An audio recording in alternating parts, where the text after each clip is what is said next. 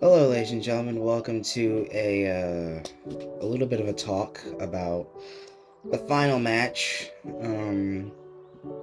Ladies and gentlemen, this is a very, very, very dire situation for the national team, and I will actually like to give my feelings on what I've been seeing and how I felt about this situation. One, the first worst, actually,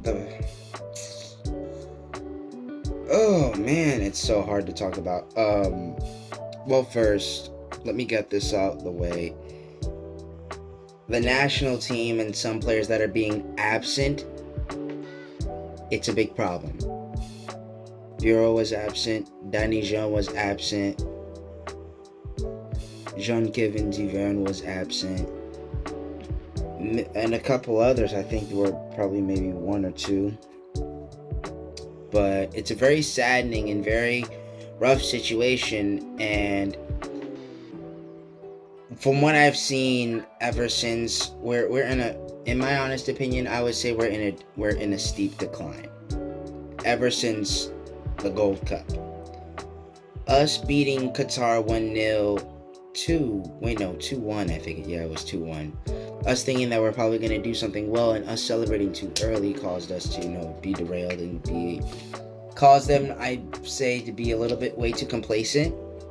They didn't do well against Mexico, and they definitely didn't do well against Honduras, thus not qualifying to the next round of the Gold Cup. And now, we started this with a 0-0 draw against Cuba, a 2-2 draw against Jamaica, and a 1-1 draw against Suriname. It breaks my heart to see that the situation that the Federation is in is disheartening, and it's due to this table. Number one, I know you probably can't see my hand, but number one, Jamaica through to the quarters on first place, 7 points currently. Cuba nearing the next round with 2 points. In second place with 5 points.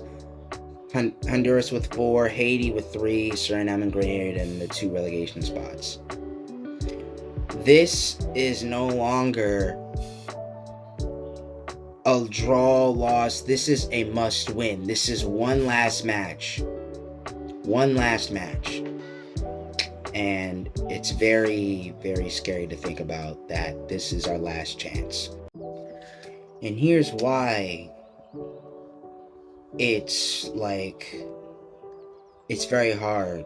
I don't know, I have not much words. Our chances are slim, but our chances do exist. But the question is, are these players willing to be focused enough and more precise enough to not make mistakes like yesterday where they keep passing the ball in the back when they had opportunities to go forward with the counterattack? But the problem is, and for what I saw yesterday, there were moments like when they could have at least taken risks, but necessary risks, not unnecessary. Sometimes it looks like they're scared, where there are players like Fabrice Picot and Dundee St. Louisius that are playing like they actually want it. Like, I was thinking about this morning to myself, and there are moments like I firmly, sadly believe that this country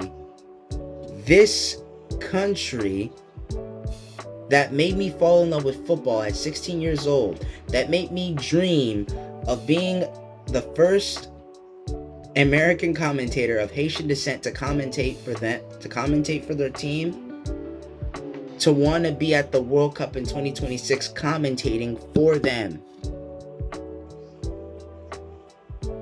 This team, this is not that team. This is not that team that made me fall in love with football at 16 years old in 2019.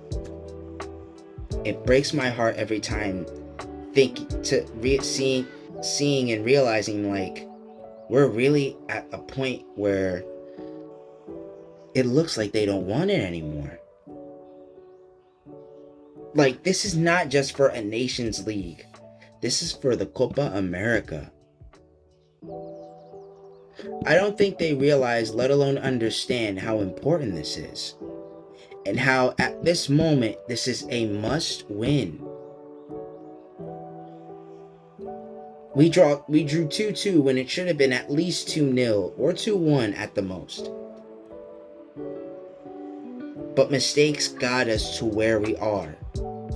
And it hurts my heart facing the fact that this could possibly be our last chance of trying to achieve anything for a while. But yeah, you see all the team form.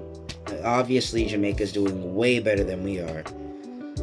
But let's wait until Sunday. I'm not making any predictions. I'm just stating the facts. Thank you for watching.